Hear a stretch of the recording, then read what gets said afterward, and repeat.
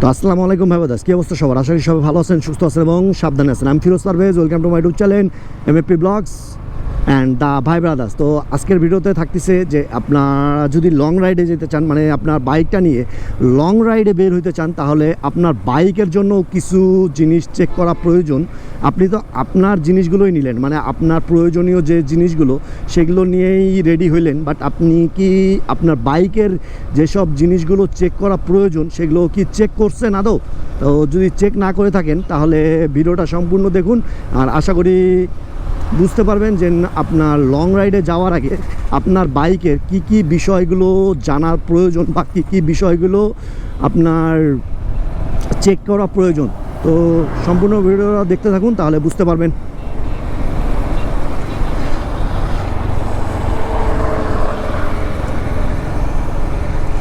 তো সর্বপ্রথম বলি যে সর্বপ্রথম যে বিষয়টা আপনাকে চেক করতে হবে আপনার বাইকের, তো লং রাইডে বাইর হওয়ার আগে সর্বপ্রথম যে জিনিসটা চেক করতে হবে আপনার বাইকে সেটা হলো আপনার ব্রেক, মানে আপনার বাইকের ব্রেক ঠিকঠাক মতো কাজ করতেছে কি নাকি।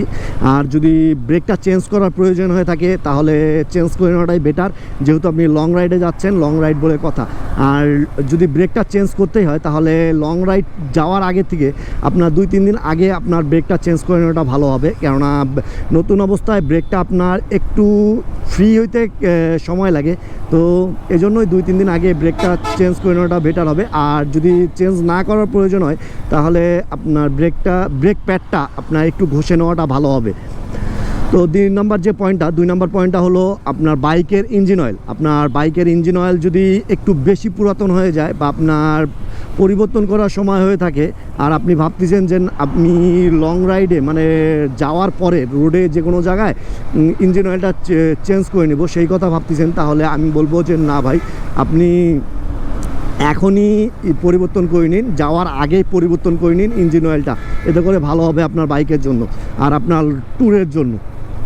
দেন 3 নম্বর পয়েন্টটা হলো আপনি লং রাইডে যাওয়ার আগে আপনার এলাকা থেকেই বা আপনার যেখান থেকে ফুয়েল নেন সেখান থেকে আপনার বাইকের ট্যাঙ্কিটা, মানে আপনার বাইকে যত পরিমাণ আপনার ফুয়েল ক্যাপাসিটি আছে ফুল করে নিন, বাইকের ট্যাঙ্কিটা ফুল করে নিন, তাহলে আপনাকে রাস্তায় প্যারা নিতে হবে না বাইকের তেলের জন্য হঠাৎ করে আপনার রাস্তায় তেল শেষ হয়ে গেল, আপনাকে প্যারা নিতে হচ্ছে, বাট ফুল করে নিলে এই জিনিসটা প্যারা হবে না।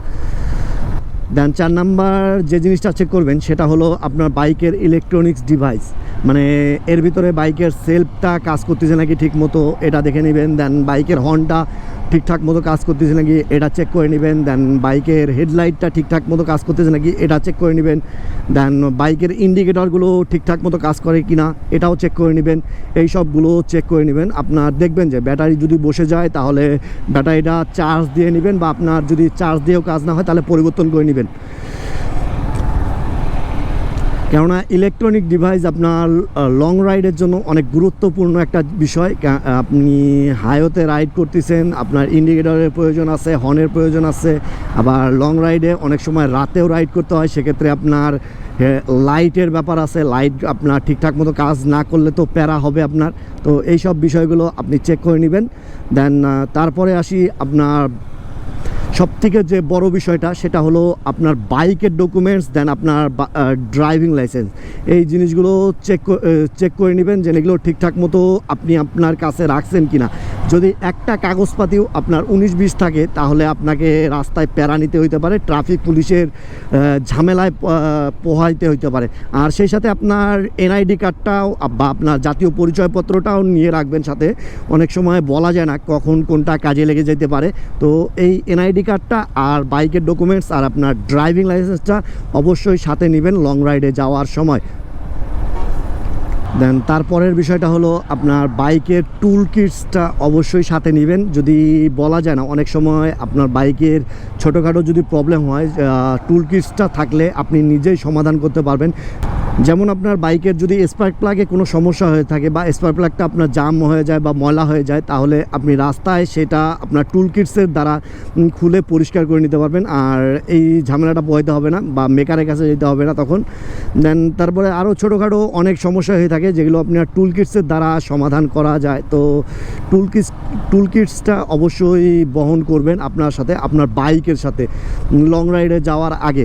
তো এই সমস্ত কিছুই আপনি লং রাইডে যাওয়ার আগে আপনার বাইকে চেক করে নেবেন আর আপনার সাথে বহন করবেন। যেমন টুল কিটস, আপনার কাগজপাতি, বাইকের কাগজপাতি, এই সব কিছুই আপনার সাথে বহন করবেন। এতে করে রাইডটা আপনার খুব ইজি হবে আর রাইডটা দিয়ে অনেক রিল্যাক্সে রাইডটা দিতে পাবেন। প্যারা নিতে হবে না, যে সব ছোটোখাটো প্যারা সেগুলো নিতে হচ্ছে না আর আপনাকে। তো এই সমস্ত কিছুই আপনাকে চেক করে নিতে হবে লং রাইডে যাওয়ার আগে। তো ভিডিওটা এই পর্যন্তই। ভিডিওটা যদি ভালো লাগে থাকে তাহলে অবশ্যই লাইক, কমেন্ট, শেয়ার এবং সাবস্ক্রাইব করে পাশে থাকবেন। আমার জন্য দোয়া করবেন। ততক্ষণ পর্যন্ত ভালো থাকুন, সুস্থ থাকুন এবং সাবধানে থাকুন। আর আপনার লং রাইডটা শুভ হোক, শুভকামনা রইল লং রাইডের জন্য।